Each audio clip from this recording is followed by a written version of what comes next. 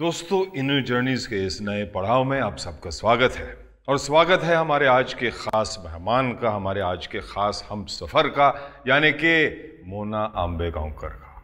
मोना जी, स्वागत और नमस्कार। नमस्ते। अब आप लोगों को कुछ अंदाजा तो हो ही गया होगा कि आज हम लोग इंसानी शरीर के कौन से अद्भुत रहस्य को आप लोगों के सामने उजागर करने जा रहे हैं। जी हाँ, जिंदगी के जन्म का रहस्य। हम मनुष्य एवोल्यूशन के सबसे ऊंचे पायदान पर खड़े हैं। हम में बहुत से कैरेक्टरिस्टिक्स दूसरे मैमल्स या स्तनपाई स्पीशीज की तरह ही होते हैं। स्तनपाई प्रजाति की मादाएं अपने शरीर के भीतर एक नए जीवन को पालती हैं और उसे जन्म देती हैं। स्तनपाई माता अपने स्तन से उत्पन्न दूध से अपने शिशु का पोषण करती है। सभी स्तनपाई जीवों के शरीर पर बाल होते हैं। स्तनपाई जीवन की ये अद्भुत यात्रा शुरू होती है दो कोशों के मिलन से, यानी मादा के अंडाणु और पुरुष के शुक्राणु के मिलन से। और इन दोनों कोशों का जन्म होता है हमारे प्रजनन अंगों में, यानी कि हमारे रिप्रोडक्टिव ऑर्गन्स में।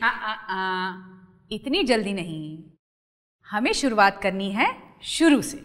मानव ने निहारा मानसी को, मानसी और मानव की आंखें चार हुई। दोनों के मन में एक सिरहन सी जागी। दोनों हुए एक दूसरे की ओर आकर्षित। और फिर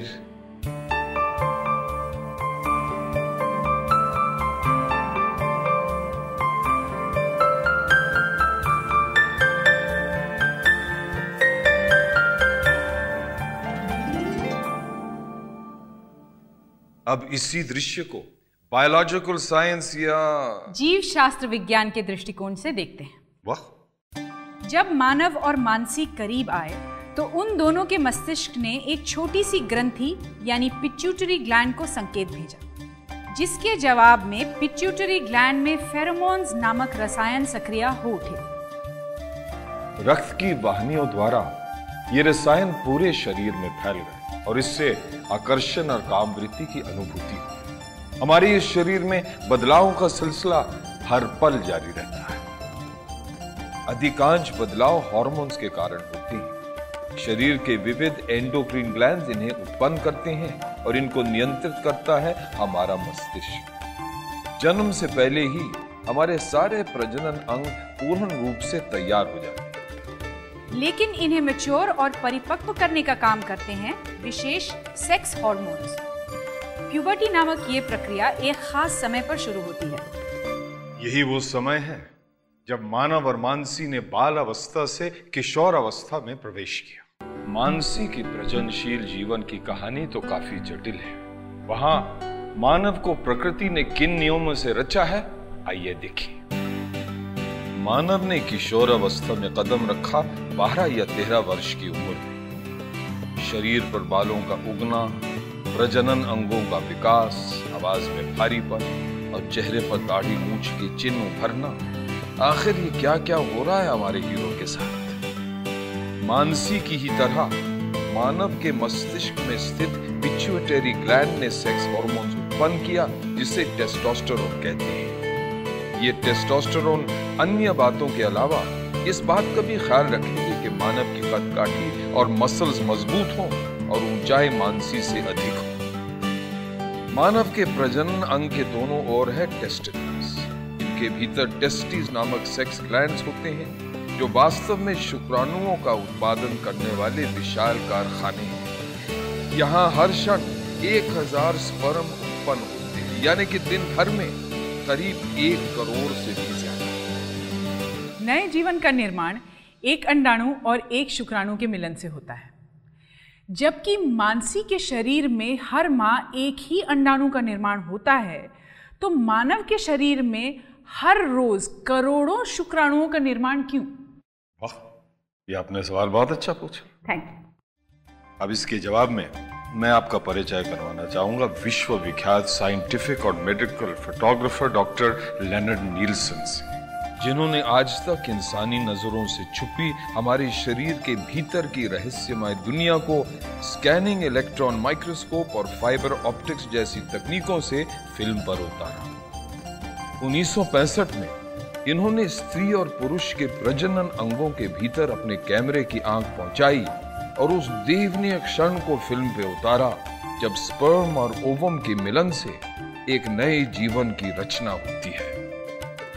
डॉक्टर नील्सन कहते हैं कि हमारा ये शरीर कुदरत का करिश्मा है। स्पर्म की ओवम तक पहुंचकर उसे फर्टिलाइज करने की यात्रा को वो ऑडिसी या महायात्रा की उपमा देते हैं।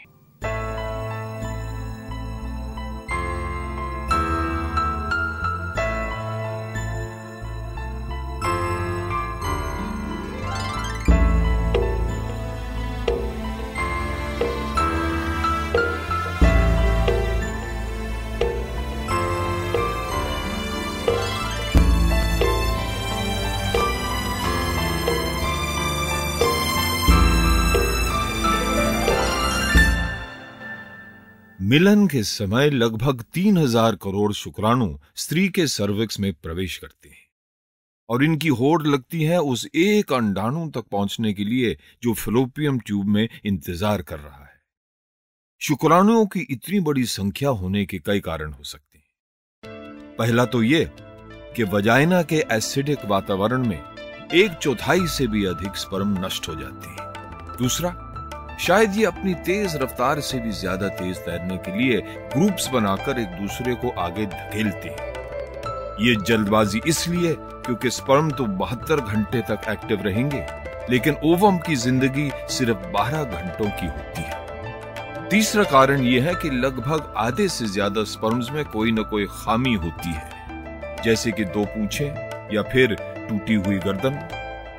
16 से 18 सेंटीमीटर की ये लंबी मैराथन दौड़ 6 से 7 घंटों में पूरी होती है। उस वक्त सिर्फ एक स्वस्थ शुक्राणु ही अंडाणु को फर्टिलाइज कर सकता है। अंडाणु की बाहरी मजबूत सतह को कमजोर करने के लिए जिस एंजाइम की जरूरत होती है वो पूरी मात्रा में एक शुक्राणु के पास नहीं होती। इसलिए दौड़ की चरम सीमा पर पहुंचे हुए 100 के लगभग शुक्राणु ओवम की दीवार को भेदने में मदद करते हैं और अंत में एक विजेता स्पर्म ओवम में प्रवेश पाने में सफल होता है। तुरंत ही किसी जादुई केमिकल बैरियर से ओवम की भीतरी दीवार अभेद हो जाती है, जिससे अन्य शुक्राणुओं का प्रवेश असंभव हो जाता है। स्पर्म के 2 हिस्से होते हैं, पूंछ या टेल जो उसे तेजी से तैरने में मदद करती है, और सर या एक्रोसोम जिसके भीतर अनेक पोषक तत्वों के साथ पुरुष का जेनेटिक मटेरियल भी होता है।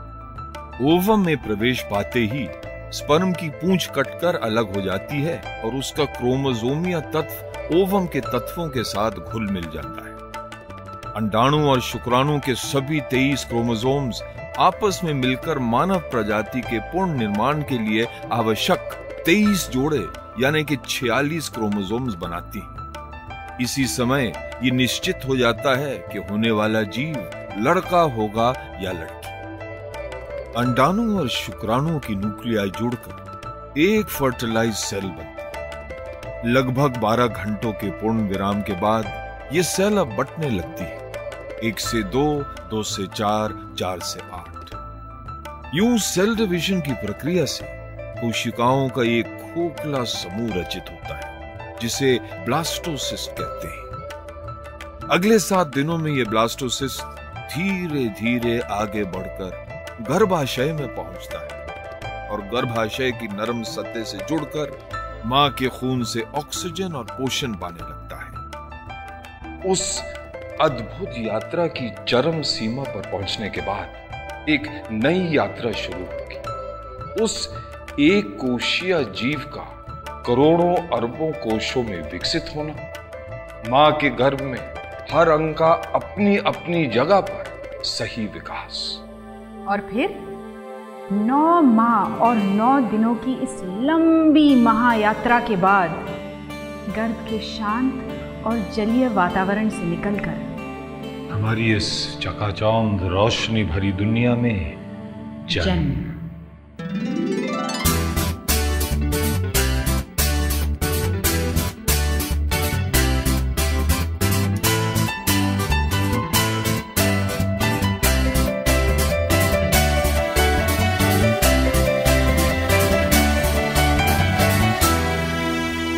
होने वाला शिशु लड़का है या लड़की, ये जानने को सभी उत्सुक होते हैं, लेकिन प्रकृति के कौन से नियम ये निर्धारित करते हैं, आइए देखें। जहां स्त्री के अंडाणु में केवल एक्स क्रोमोसोम्स होते हैं, पुरुष के शुक्राणु में एक्स और वाई दोनों प्रकार के क्रोमोसोम्स होते हैं। यदि एक एक्स क्रोमोसोम धारक शुक्राणु का मिलन स्त्री के क्रोमोसोम से हुआ तो होने वाली संतान लड़की होगी।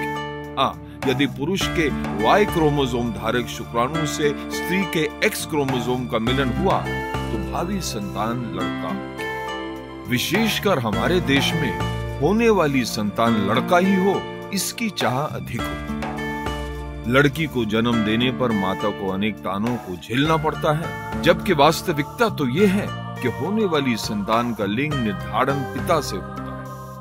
अब उन करोड़ों शुक्राणुओं में से किस समय पुरुष का कौन सा क्रोमोसोम धारक शुक्राणु स्त्री के एक्स धारक अंडाणु से मिलेगा और इस मिलन से लड़का पैदा होगा या लड़की, ये केवल संयोग की बात है।